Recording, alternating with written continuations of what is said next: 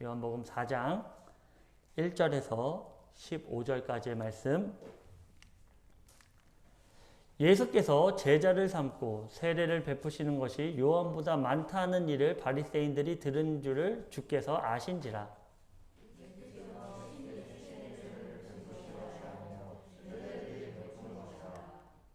유대를 떠나사 다시 갈릴리로 가실새 사마리아에 있는 수가라는 동네에 이르시니 야곱이 그 아들 요셉에게 준 땅이 가깝고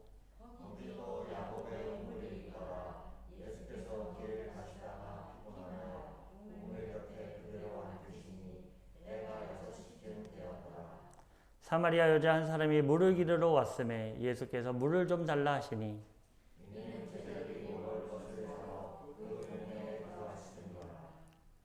사마리아 여자가 이르되 당신은 유대인으로서 어찌하여 사마리아 여자인 나에게 물을 달라 하나이까 하니 이는 유대인이 사마리아인과 상종하지 아니함이로라.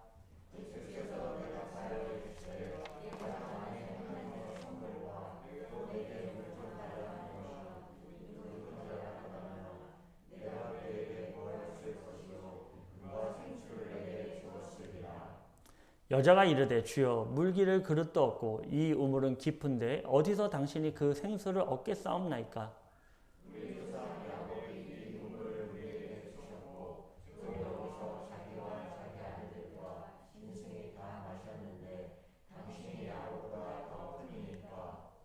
예수께서 대답하여 이르시되 이 물을 마시는 자마다 다시 목마르려니와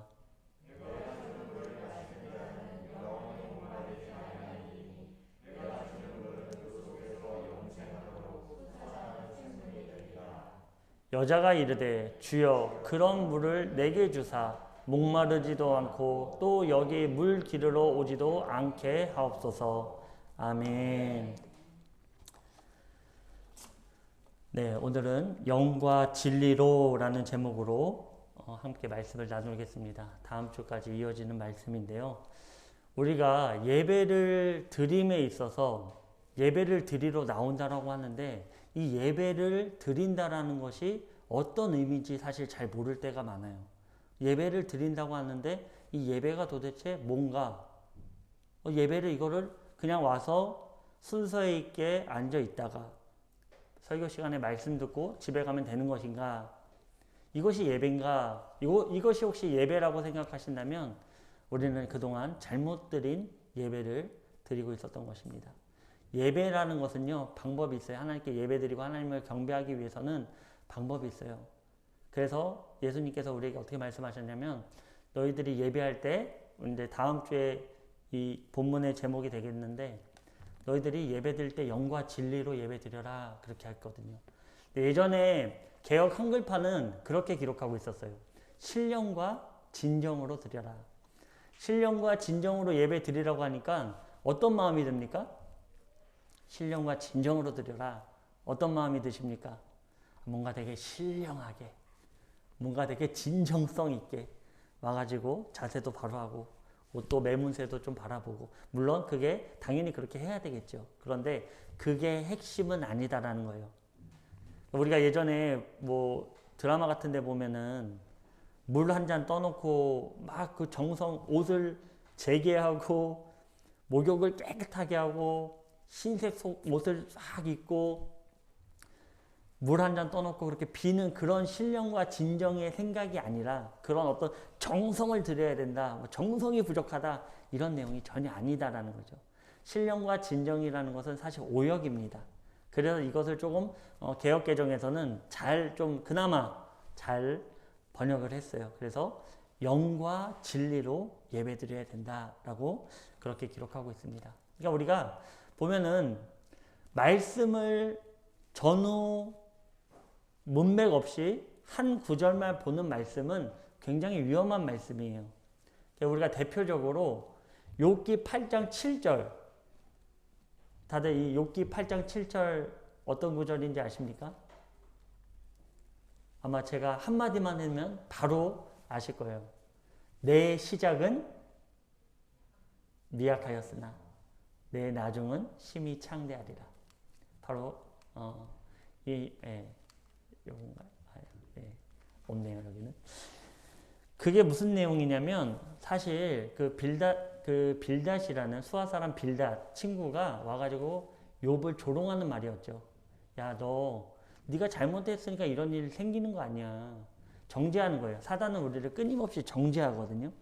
이 세 친구들 빌어서 이 욥을 계속 정죄하는 거예요. 너 잘못했잖아. 너 죄가 있잖아. 네가 죄 없는데 어떻게 이런 일들이 생길 수가 있어. 그러니까 하나님께 다시 시작해. 다시 회개하고 다시 시작해. 그러면 네가 시작이 지금 미약해 보이지만 네 나중은 좋아질 거야. 이렇게 되면서 비아냥거리고 있는 거예요. 근데 오늘날 그 말씀만을 쓰니까 어떤 결과를 맞이하게 됩니까? 사업장 가면은 내 시작은 미약하였으나 내 나중은 창대하리라. 스스로를 조롱하고 있는 글귀를 지금 써놓고 있는 거예요. 이게 위험성. 우리가 얼마나 하나님을 바라보고 접근할 때 인간적인 마음으로 하나님의 말씀을 받고 이해하고 하나님께 접근하고 있는가를 너무나 잘 나타내고 있는 하나의 현상입니다. 바라기는 우리가 그 어떤 것이 나에게 주어지지 않는다고 해도 그분께서 나에게 생명을 주신 것 하나만으로 하나님을 기뻐하고 주님께 예배드리시는 저와 우리 군우님들 되시길 주님의 이름으로 축원드립니다. 이 요한복음은요, 굉장한 내용이 숨겨져 있습니다. 이 요한복음은 사실 복음서 중에 가장 나중에 복음서 중에 기록이 됐어요. AD 90년경에 모든 복음서들이 다 기록되고 나서 기록이 됐는데요. 요한에 의해서. 그래서 이 내용을 보면 1장에서는 어떤 내용을 담고 있습니까? 요한복음이 말씀이 이 땅에 오셨다. 하나님이 말씀인데 그 말씀이 이 땅에 오셨다라고 시작되는 거예요. 그리고 예수님께서 첫 번째 기적과 이사를 베푸신 것, 그 공생의 시작을 알린 사역이 무엇입니까? 오늘 이 날씨가 좀 이래서 지금 처지시는 것인지 텐션이 너무 지금 가라앉아 있어요. 첫 번째 기적을 베푸신 것이 무엇이죠? 우리 이거는 그냥 뭐 단번에 나와야 됩니다.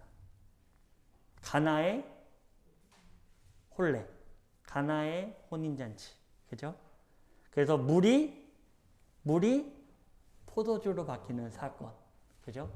그래서 무엇을 나타내고 있습니까? 너희들이 이제는 생명의 포도주를 얻게 될 것이다. 이것을 말씀하신 거고요. 그리고 2장에서는 유월절을 지키시기 위해서 예루살렘으로 내려갑니다. 우리 이 유대인들의 남성들, 성인 남성들은요, 1년에 3번 무조건 예루살렘으로 내려갑니다. 무조건 가요. 왜 갈까요? 1년에 3번은 꼭 예루살렘으로 가야 돼요. 왜 가야 될까요? 네, 맞습니다. 절기를 지키기 위해서 1년에 3번은 반드시 가야 돼요. 그 절기가 무엇이죠? 제가 항상 절기 막 강조하고, 우리가 절기 모르면 안 돼요. 이단들도 알고 있는 이 내용을 이 너무나 중요한 절기의 이 내용을 우리가 모르고 있으면 절대로 안 됩니다. 3번의 절기 때는 너희들이 남성들은 반드시 예루살렘에 내려가서 이 절기를 지켜라 라고 해요. 그것이 무엇이냐? 무교절, 오순절, 그리고 초막절. 이 3 절기는 너희들이 반드시 예루살렘으로 가서 그 절기를 지켜라. 지금 예수님이 뭐 지키러 가시는 거죠? 예수님이 2장에, 자, 우리 성경 말씀 잠깐. 2장 13절에 이렇게 기록하고 있습니다. 가나의 혼인잔치가 끝나고요. 그 내용이 끝나고 바로 이어지는 내용이 이제 2장 13절 말씀인데요. 이렇게 기록하고 있습니다. 유대인의 유월절이 가까운지라 예수께로 예루살렘으로 올라가셨더니. 아멘. 자, 유월절이 다가와서 예수님께서 이 유월절 절기를 지키시기 위해서 지금 예루살렘으로, 예수님도 지키는 절기예요. 우리 신명기 16장 16절입니다. 함께 한 목소리로 봉독해 보도록 하겠습니다. 너희 가운데 모든 남자는 1년에 3번, 곧 무교절과 77절은 오순절입니다. 77절과 초막절에 내 하나님 여호와께서 택하신 곳에서 여호와를 배웁되 빈손으로 여호와를 배웁지 말고 각 사람이 내 하나님 여호와께서 주신 복을 따라 그 힘대로 드릴지니라. 아멘. 하나님께서의 절기를 말씀해 주셨고 너희들 이것을 반드시 지켜라 라고 한 거예요. 그래서 이 유월절이 우리에게 주는 의미가 무엇이라고요? 유월절이 우리에게 주는 의미. 유월절 언제 지킨 거죠? 언제 먼저 지켰죠? 제일 먼저 지켰을 때가 언제죠? 유월절을? 네, 애굽에서 나올 때. 출애굽할 당시에 하나님께서 처음으로 말씀하신 거예요. 유월절은 넘을 월이에요. 넘어간다라는 뜻입니다. 그래서 패스오버라 그러죠. 그래서 이 유월절은 너희들이 우슬초에 어린 양의 피를 찍어서 너희 임망과 문설주에 이거 바르면 내가 그 안에 있는 사람은 누가 있던지 내가 묻지도 따지지도 않고 넘어가겠다 해서 유월절이에요. 이것을 시작으로 무교절이 그 다음날 같이 시작되면서 그 유월절 3일째 되는 날이 초실절. 그러니까 이 무교절 안에 유월절, 초실절이 다 들어가 있기 때문에 하나님 지켜라 그런 거예요. 일주일 상간으로 유월절, 무교절, 초막절 다 지킬 수 있습니다. 그래서 예루살렘으로 내려가라 그런 거예요. 제가 거기서 다시 한번 강조하겠습니다.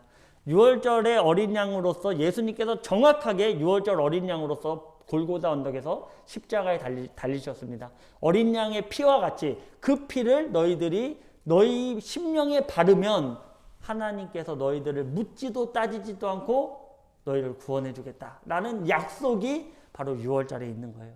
그리고 무교절은요. 누룩이 없는 떡으로서요. 너희들의 모든 죄사함 7일 동안 지키거든요. 너희들은 유월절의 어린 양의 피로서 이제는 죄가 없다. 완전하다라는 것으로 무교절을 지키게 하고요. 유월절을 지나 3일째 되는 날이 초실절이에요. 초실절에 바로 보리의 첫 이삭단을 하나님께 올려드립니다. 보리의 첫 추수단을 하나님께 올려드리는 것이 초실절이에요. 초실절이 정확히 예수님이 죽은 지 사흘 만에 죽은 자 가운데서 살아난 그것을 예표하고 있고 첫 이삭단으로서 초실절에 보리의 첫 이삭단으로서 부활의 첫 열매로서 예수님께서 올라가셨고 그리고 오순절은 무슨 날을 기준으로 한다고요? 오순절. 우리가 성령 강림주일이라고 지키잖아요. 오순절을 어느 날짜를 기준으로 50일째 되는 날이죠? 초실절. 부활의 첫 열매가 된 그 초실절을 기준으로 50일째 되는 날에 너희들 오순절을 지켜라. 그래서 예수님이 40일 동안 부활의 모습을 보이시고 하늘로 올라가시면서 말씀하셨습니다. 내가 너희들 예루살렘을 떠나지 말고 내가 보낸 성령이 올 때까지 너희들 모여서 기도해라 했더니 제자들은 이미 알았던 거예요. 하나님의 복음의 말씀에 능통했던 친구들은 이거 알고 있었던 거예요. 그리고 유대인이라면 누구든지 알 수 있었어요. 왜냐? 이 유대 남자들은 무조건 절기를 지켰거든요. 특별히 예수님은 이 절기를 철저하게 지켰습니다. 제자들이 보는 가운데 제자들은 알았을 거예요. 유월절 어린 양으로서 성경의 말씀대로 구약의 말씀대로 이루어졌고 초실절의 첫 열매로서 예수님께서 부활하셨고 그리고 분명히 오순절에 하나님의 역사가 우리에게 올 것이다 해서 마가의 다락방에 모여 이들은 합심으로 기도하는 가운데 정확히 오순절 되는 그때 오순절은 밀추수거든요. 어마어마한 추수의 시작을 알리는 것입니다. 그래서 이제는 이 추수가 이 많은 하나님의 백성이 유대인 할 것 없이 이방인 할 것 없이 많은 사람이 예수 그리스도의 이름으로 구원을 얻을 것이다 라는 그 성령의 역사가 이 오순절에 일어났다라는 것입니다. 이것을 우리가 반드시 기억하고 있어야 됩니다. 기억하시기 바랍니다. 자, 근데요. 이 요한복음에서 지금 오늘 이 본문이 오기까지 내용이 그래요. 자, 첫 번째. 유월절에 예수님께서 예루살렘으로 내려가십니다. 그리고 예루살렘에서 한 게 뭐냐? 한 게 뭘까요? 예루살렘 성전에 딱 갔더니 무슨 일 하고 있습니까? 지금 유대인들이 성전에서 장사하고 있는 거예요. 그래서 그 장사하는 것을 뒤집어 엎습니다. 여기는 장사하는 데가 아니다라는 거예요.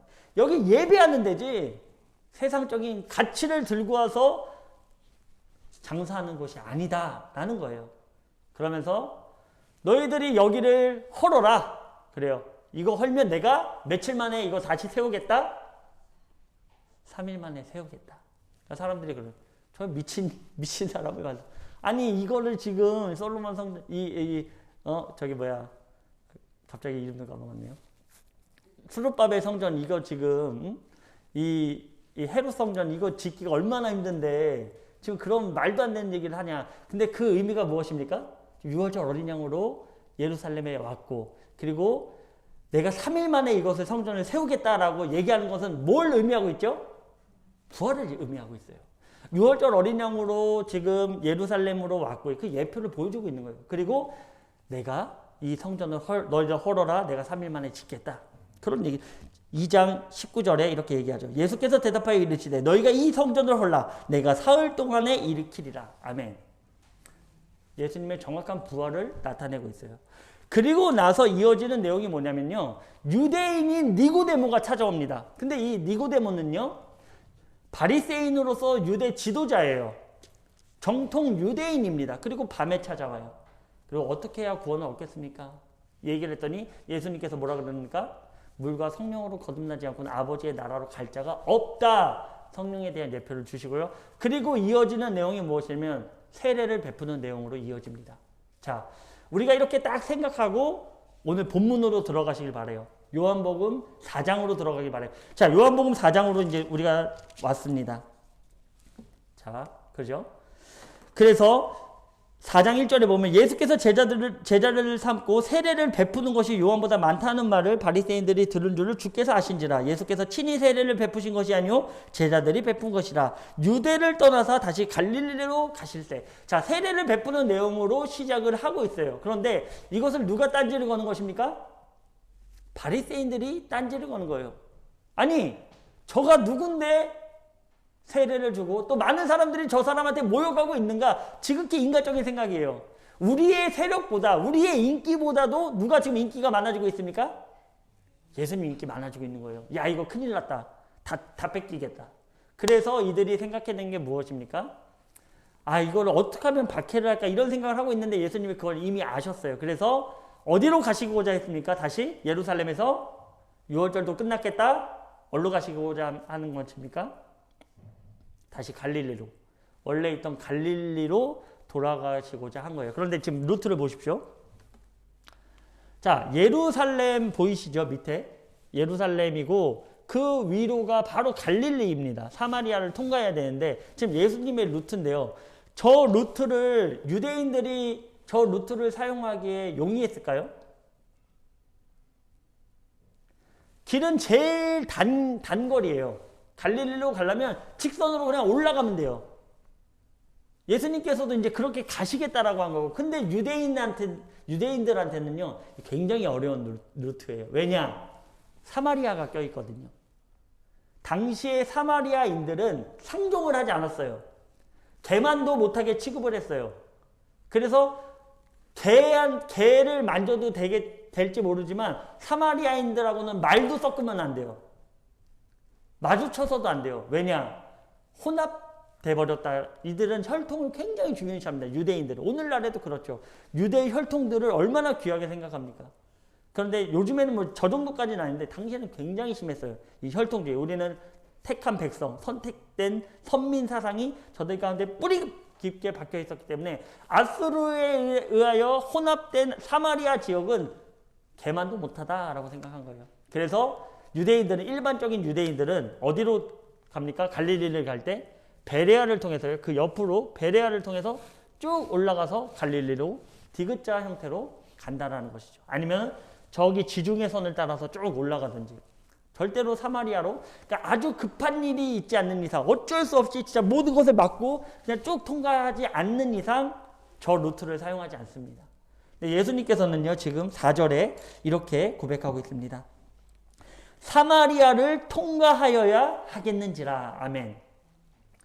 예수님은요, 이 의미는 무엇이냐면 내가 반드시 갈릴리로 가는데 사마리아를 통과해서 가겠다라는 의지를 나타내고 있는 것입니다. 내가 사마리아로 이제는 가야겠다라고 얘기하는 거예요. 자, 여기까지 제가 아까 초반부터 지금까지 쭉 흘러왔으면 어떤 말씀이 지금 떠오르십니까? 혹시 떠오르는 말씀이 있으십니까? 순간적으로 이거 없으시네요. 저는 이 말씀이 떠올라요. 온 유대와 사마리아와 땅끝까지. 지금요, 예수님의 6월절의 사역, 부활의 사역, 세례의 사역, 성령 세례의 사역이 나타났고, 그리고 바로 이어지는 내용이 내가 이제는 사마리아로 가야겠다라고 하는 거예요. 내가 이제 사마리아로 가야겠다. 복음이 유대에서 시작해서 지금 예수님께서 친히 보여주고 계신 거예요. 이 복음을 들고 사마리아로 가야겠다.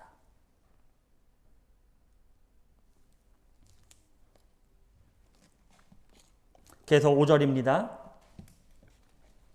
5절 같이 보겠습니다. 사마리아에 있는 수가라는 동네에 이르시니 야곱이 그 아들 요셉에게 준 땅이 가깝고 거기 또 야곱의 우물이 있더라. 예수께서 길 가시다가 피곤하여 우물 곁에 그대로 앉으시니 때가 6시쯤 되었더라. 아멘. 자, 이제 사마리아로 예수님께서 들어가십니다. 그런데 지금 도착한 성이 어디라고요? 수가라는 성입니다. 수가라는 성에 도착해요. 근데요, 이 수가라는 성의 이름의 뜻이 무엇인지 아십니까? 수가라는 뜻이 무엇인지 아십니까? 내가 값 주고 샀다라는 의미를 갖고 있어요. 내가 돈을 주고 산 땅이라는 뜻이 바로 수가입니다. 자, 말씀 함께 보도록 하겠습니다. 창세기 33장이 18절에서 19절 한 목소리로 우리 봉독해 보도록 하겠습니다. 시작.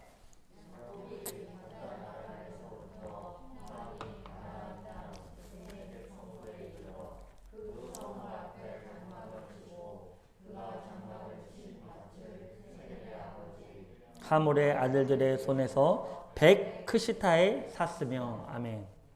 자, 그 땅, 지금 야곱이 세겜의 앞에 장막을 친 땅, 수가 땅인데요. 그 땅을 지금 어떻게 했다고요? 100크시타에 샀다라는 거예요. 그 땅, 산 땅이다.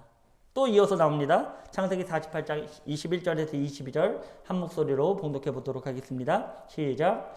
이스라엘이 요셉에게 또 이르되 나는 죽으나 하나님이 너희와 함께 계시사 너희를 인도하여 너희 조상의 땅으로 돌아가게 하시려니와 내가 내게 내 형제보다 세겜 땅을 더 주었나니 이는 내가 내 칼과 활로 아모리 족속의 손에서 빼앗은 것이니라. 아멘. 돈 주고 산 땅인데요, 아모리 족속이 쳐들어온 거예요. 그래서 어떻게 했습니까? 쳐들어가서 다시 가서 그 땅을 칼로서 무력으로서 그 땅을 다시 한번 빼앗은 거예요. 원래 자기 땅이긴 한데 빼앗겼다가 다시 빼앗았습니다. 그러니까 이 수가성은 어떤 땅이죠? 돈 주고 산 땅. 또 원수의 손에서 빼앗은 땅. 그 의미를 이 수가성은 가지고 있는 거예요. 그래서 예수님이 지금 내가 이 땅을 내가 값 주고 산 땅이다. 내가 원수들의 손에서 이 땅을 취한 땅이다. 라는 의미로 수가성이 등장하고 있다라는 것입니다. 예수님은요, 이곳에 다분히 의도적으로 이 수가성에 들어가셨다라는 거예요. 들어가셨고, 이제는 시간이 되어서 여기 보시면은 6시쯤 되었더라라고 하는데요. 이 시간은 물론 두 가지의 의견이 있어요. 이 6시는 당시에 요한복음이 쓰여질 때는 로마의 속박을 받고 있었기 때문에 우리와 같은 시간인 6시를 사용했을 것이다. 저녁 6시다. 해질녘이다. 라고 얘기하는 사람이 있고요. 또 일각에서는 아니다. 이건 유대의 시간을 기록하고 있기 때문에 분명히 정오 12시다.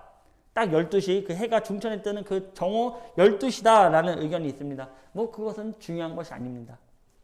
그것이 어떤 시간이 됐던 지금 이 시간에는 여인들이 물을 뜨러 오는 시간이 아니에요. 그 뜨거운 중천에 누가 물 뜨러 오겠습니까? 그 힘든 동이를 지고 좀 선선해지면 나오든지, 그죠? 그런데요, 그곳에 예수님께서 도착하셔서 앉으셨어요. 왜요? 피곤하셔서. 이 인간의 모습, 인성을 그대로 나타내는 사람으로서의 모습을 그대로 나타나면서 거기에 앉으셨습니다. 그리고 앉으셔서 쉬고 있나. 이 앉다라는 것은요, 그냥 걸터 앉았다 이런 의미가 아니라 머물기 위해서 앉았다라는 의미를 가지고 있어요. 그래서 거기에 머물기 위해서 섰는데 그때 누가 오고 있습니까? 그때 누가 오고 있는 것입니까? 네, 7절입니다. 사마리아 여자 한 사람이 물을 기르러 왔음에 예수께서 물을 좀 달라 하시니 이는 제자들이 먹을 것을 사러 그 동네에 들어갔음이로라. 아멘. 앉아있는데 사마리아 여인, 수가성에 살고 있는 사마리아 여인이 물을 들어온 거예요. 아무도 오지 않는 그 시간에 사마리아 여인은 물을 들어온 것입니다. 그럴 이유가 있었겠죠. 아무도 없는 시간에 올 수밖에 없었던, 그 누구도 물을 뜨지 않는 시간에 올 수밖에 없었던 그 이유가 이 여인에게 있었다라는 거예요. 그런데 그 자리에서 지금 누가 기다리고 있는 것입니까? 예수님 기다리고 있는 거예요. 예수님 기다리고 있는 거예요. 아무도 상종하지 않으려는 이 여인을 예수님께서 기다리고 있었다라는 것입니다. 예수님은요, 한 영혼을 위해서 찾아 나서시는 분이세요. 니고데모는요, 유대인으로서 예수님을 찾아왔죠. 그것도 밤중에. 누가 볼까? 밤중에 찾아왔습니다. 그런데 예수님이 찾아간 대상은 어떤 인물이었습니까? 바로 사마리아 여인이었다는 거예요. 대낮에 누구든지 볼 수 있게. 그리고 예수님을 찾아온 것이 아니라 누가 찾아간 것입니까? 예수님 찾아가신 거예요. 밝은 빛으로서 오늘 우리들, 죄된 우리들을 찾아온 예수 그리스도의 그 모습을 지금 나타내고 있는 것이죠. 그러면서 이 여자에게 말을 걸지요. 뭐라고 합니까? 내게 물을 좀 달라라고 얘기합니다.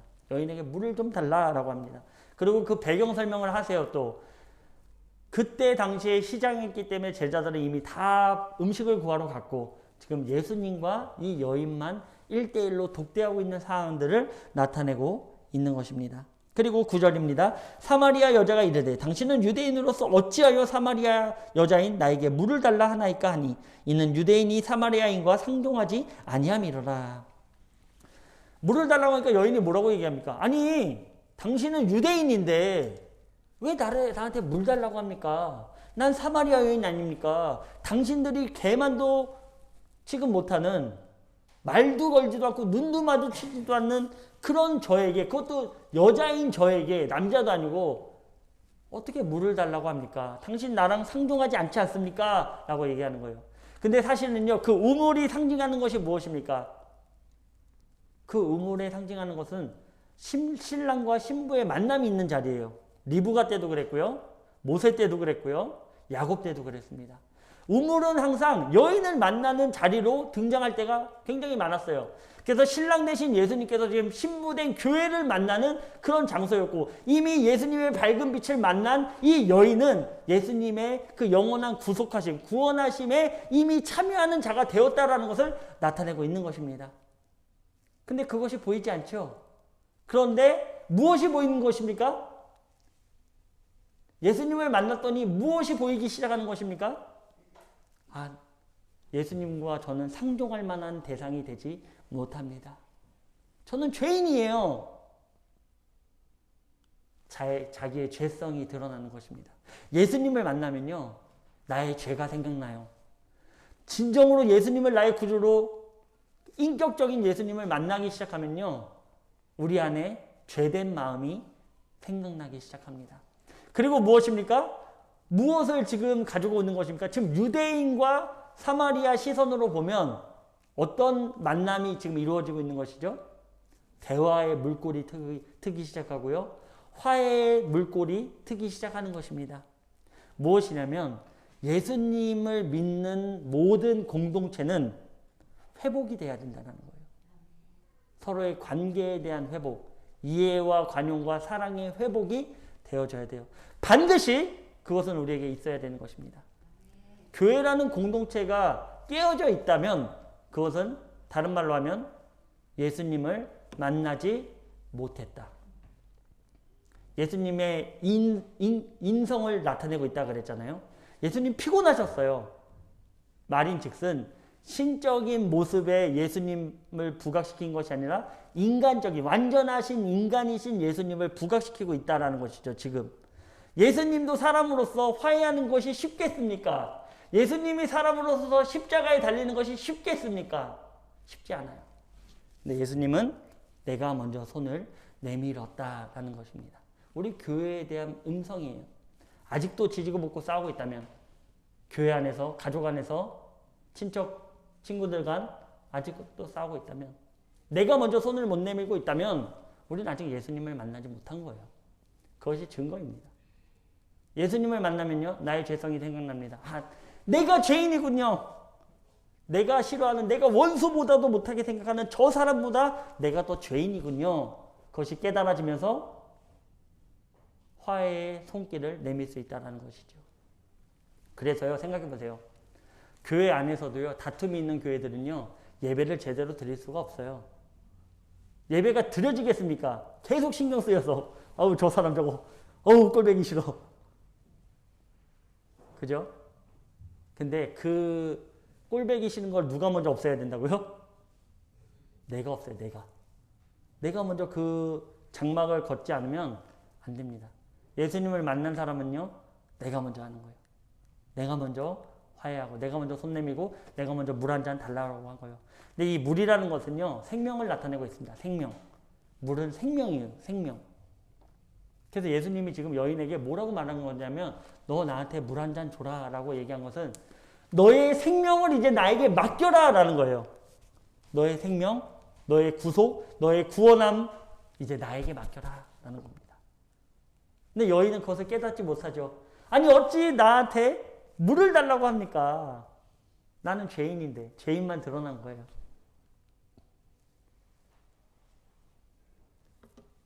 그러면서 예수님이 말씀하십니다. 10절입니다. 예수께서 대답하여 이르시되 내가 만일 하나님의 선물과 또 내게 물 좀 달라 하는 이가 누구인 줄 알았더라면 내가 그에게 구하였을 것이요 그가 생수를 내게 주었으리라. 뭐라고 얘기하냐면요. 네가 지금 물 한 잔 달라고 한 사람이 누군지 안다면 아마 네가 나한테 물 달라고 했을걸? 라고 얘기하는 거예요. 내가 누군지를 알았다면 너는 나한테 지금 오히려 나한테 와서 예수님 나한테 물 좀 주세요 라고 했을걸? 이라고 지금 얘기하는 것이죠. 그런데 여자는 또 뭐라고 얘기합니까? 아니 당신은 지금 11절이죠. 여자가 이르되 주여 물기를 그릇도 없고 이 우물은 깊은데 어디서 당신이 그 생수를 얻겠사옵나이까. 이것이 우리들의 모습입니다. 예수님께서요 오늘날 우리에게 찾아오셔서요 얘들아 나에게 생명 줘라. 너희들의 생명 나에게 맡겨라 라고 말씀해 주셨어요. 그런데 우리는 여전히 세상 것을 말하고 있어요. 그것이 지금 예수님의 손에 보이지 않는데요. 지금 우리 두 눈에 보이지 않는데 그것이 어떻게 우리에게 주어지겠습니까? 예수님께서 그거 나에게 어떻게 주실 겁니까? 어떻게 구원이 이루어지겠습니까? 나의 영혼을 당신이 보이지도 않는 것으로 어떻게 나를 구원하겠습니까? 라고 얘기하는 것이죠.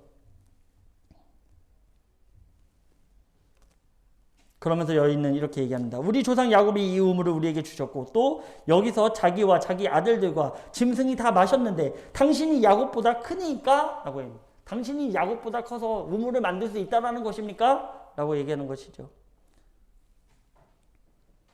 우리는 계속해서 예수님께 이렇게 외치고 있어요. 예수님을 만났음에도 불구하고 현실적인 걸 좀 주세요. 현실적인 거를. 현실적으로 얻어지는 것을 좀 줘보세요. 현실적인 걸 왜 안 주시고 왜 아직도 보이지 않는 것만 자꾸 준다. 당신이 야곱보다 큰 것입니까? 아니 보이지 않는 건데 우리 손에 잡히지가 않는데 뭘 도대체 주시겠다라는 것입니까? 라고 끊임없이 우리는 의심하고 있다는 것이죠. 13절입니다. 예수께서 대답하여 이르시되 이 물을 마시는 자마다 다시 목마르려니와 내가 주는 물을 마시는 자는 영원히 목마르지 아니하리니 내가 주는 물은 그 속에서 영생하도록 솟아나는 샘물이 되리라. 여자가 이르되 주여 그런 물을 내게 주사 목마르지도 않고 또 여기 물 기르러 오지도 않게 하옵소서. 아멘. 예수님께서 말씀하십니다. 내가 주는 물은 이 물과 다르다라는 것입니다. 내가 주는 물은 마시면 이제는 더 이상 너희들이 목마르지 않을 것이다. 끊이지 않는 생수로서 너에게 그 샘물로서 너에게 공급되어 질 것이다 라고 말씀하시는 것입니다. 이것은요 우물에 담겨져 있는 물은 세상적인 가치 그리고 율법을 상징하고 있습니다. 그러나 솟아나는 샘물은 무엇입니까? 예수 그리스도의 복음, 예수 그리스도의 보혈의 능력을 나타내고 있다는 것이죠. 율법으로는요 계속 갈등이 생길 수밖에 없어요. 회개하고 또 잘못하고 또 와서 또 회개하고 또 잘못하고 계속 그거에 매여서 계속 갈증을 느낄 수밖에 없는 거예요. 계속 목마를 수밖에 없는 거예요. 그런데 예수 그리스도께서 우리의 대속자, 우리의 대속하신 그 구원자로 오시면 우리는 더 이상 죄의 종로로 타지 않게 되는 것입니다. 더 이상 율법에 매이지 않는다라는 것이죠. 근데 여자는요, 아직도 그 얘기하고 있어요. 주여, 그렇습니까? 그럼요, 저 목마르지 않게 그 생수 주세요. 이 물 기르러 오지도 않고요. 그냥 편하게 물 마실 수 있게 주세요. 라고 얘기하는 거예요. 아직도 세상을 바라보고 있습니다. 우리가 이렇게 끈질긴 존재들이에요. 하나님 앞에 아주 끈질긴 존재들이에요. 당장의 필요만을 하나님께 채우고자 하는 그거 나 물 기르지 않게 해주세요. 라고 얘기하는 거예요. 하나님 저 고생하고 싶지 않아요. 저 좋은 길만 가고 싶어요. 예수님은 그 존재로서 물로서만 존재하시고요. 저의 삶을 윤택하게 해주세요. 라고 얘기하는 신앙관으로 뭉쳐 있습니다. 아직 깨어지지 않는 상태. 그래서 이제는 예수님이 다음 주에 핵심을 건드립니다. 이 여자의 핵심을 건드려요. 그때서야 이 여인은 예수님을 만나게 됩니다. 사랑하는 북초전 영문의 우리 군우님들, 예수님을 진정으로 만나셨습니까? 살아계신 예수님이 나의 삶 가운데 영원한 샘솟는 생수로서 나에게 그 갈증을 해소하신 그 예수님을 만나셨습니까? 아직 못 만나셨다면 우리 이 예배를 통해 이 말씀을 통해 하나님을 만나고 예수 그리스도를 나의 구주로 고백하며 성령으로 날마다 새로운 삶으로 그 삶이 주님께 맡겨드리시길 주님의 이름으로 축원드립니다.